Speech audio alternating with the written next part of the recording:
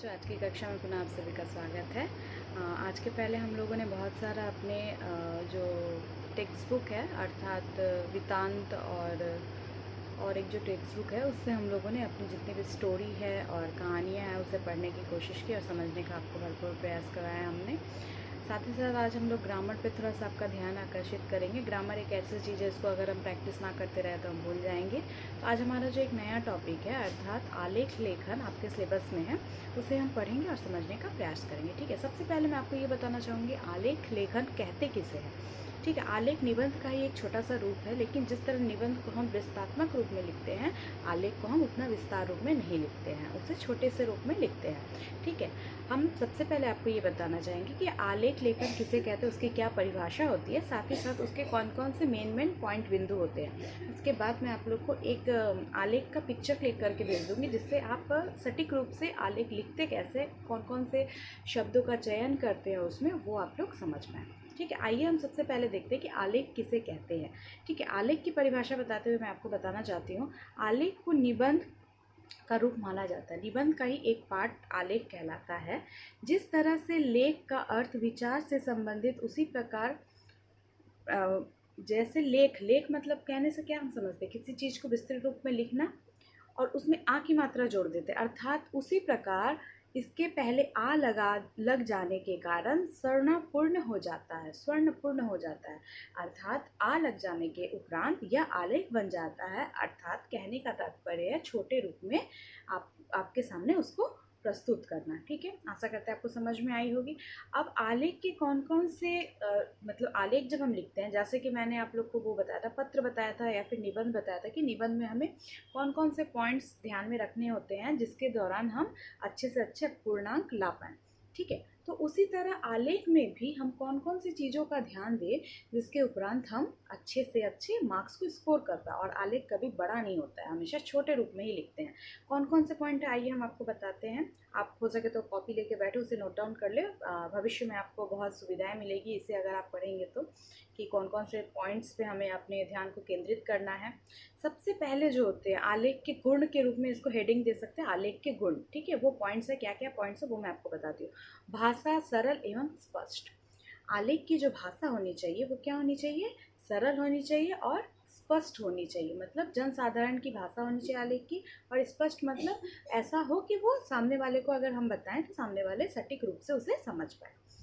दूसरा जो होता है विचार कथानक ना होकर विवेचन विश्लेषण शैली में हो। अर्थात बोला जा रहा है यहाँ पे कि विचार जो मैं आलेख में लिखना चाहती हूँ वो कथानक नहीं होना चाहिए, स्टोरी के रूप में मुझे वहाँ पे नहीं लिखना है। अर्थात वह विचार विश्लेषण होना चाहिए। विश्लेषण मतलब जैसे दहेज प्रथा को लेके लिखना है। ठीक है, तो हम क्या लिखेंगे, कहीं एक दहेज प्रथा को लेके पूरे स्टोरी को लिख देंगे, नहीं। दहेज प्रथा किसने स्टार्ट किया, मतलब किसने उसके विरोध में आवाज़ उठाना स्टार्ट किया, कैसे ख़त्म हुआ, उसके बीच में कौन कौन से फेज़ उनको उनके जीवन में आया। बस पॉइंट को पकड़ पकड़ के मेन जो केंद्र बिंदु है उसे पकड़ पकड़ के हमको लिखना है। ये नहीं कि पूरा उसका हमें इतिहास या चिट्ठा आपके सामने लिखना है, ऐसा नहीं करना है। कथानक बिल्कुल नहीं लिखना है, उसे विचार विश्लेषण रूप में लिखना है। उसके बाद आता है थर्ड पॉइंट जो है पाठक जिज्ञासा उत्पन्न की शक्ति। हमें ऐसी लिखनी होगी अपने आलेख को कि पाठक जो है अर्थात जो पढ़ रहा है उसमें विचार के साथ जिज्ञासा कि ये कैसे हो गया, ये कौन से साल में आया। जैसा अगर मैं आपको कुछ बताती हूँ तो आपके मन में अगर जिज्ञासा नहीं आती है तो कहीं ना कहीं आप अंडरस्टैंडिंग नहीं है उस टॉपिक से। अगर आपके मन में जिज्ञासा आती है तो आप अंडरस्टैंडिंग हैं टॉपिक से, इसलिए बार बार बोला जाता है कि आप हमसे क्वेश्चन करें। ठीक है, इसका मतलब ये होता है। और थर्ड पॉइंट भी आलेख का यही है, पाठक जिज्ञासा उत्पन्न की शक्ति। पाठक में जिज्ञासा उत्पन्न की शक्ति होनी चाहिए आपके आलेख को पढ़ के। फिर है प्रसिद्ध विषयों को और समारोह को। ठीक है, अब आलेख का विषय किसे बनाए। ठीक है, आलेख का विषय किसे बना सकते हैं हम, प्रसिद्ध मतलब अभी का करंट अफेयर, करंट जो हमारे यहाँ पे चल रहा है उन सारे विषयों को हम आलेख का टॉपिक बना सकते हैं। समारोह जैसे 15 अगस्त, ठीक है, महात्मा गांधी का जन्म दिवस, ये सारा जो इम्पोर्टेंट डेज है इस पे हम आलेख लिख सकते हैं।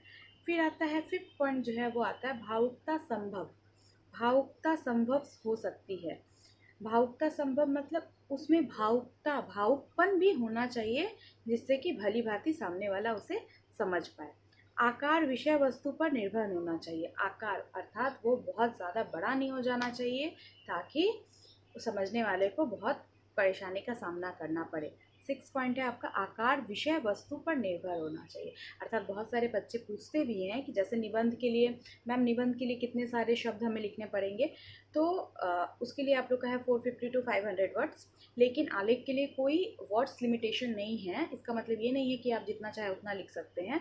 बहुत कम से कम शब्दों में अपने भाव को प्रकट कर पाएँ आप, वही सटीक आलेख के रूप में आता है। ठीक है, ये हमारा रहा गुण उसके। आशा करते हैं कि आपको समझ में आई होगी। आप इसे पढ़ के नोट डाउन करने की कोशिश करें। नेक्स्ट वीडियो में एक आलेख आपको हम ज़रूर भेजेंगे जिससे आप समझ पाए भली भांति। धन्यवाद।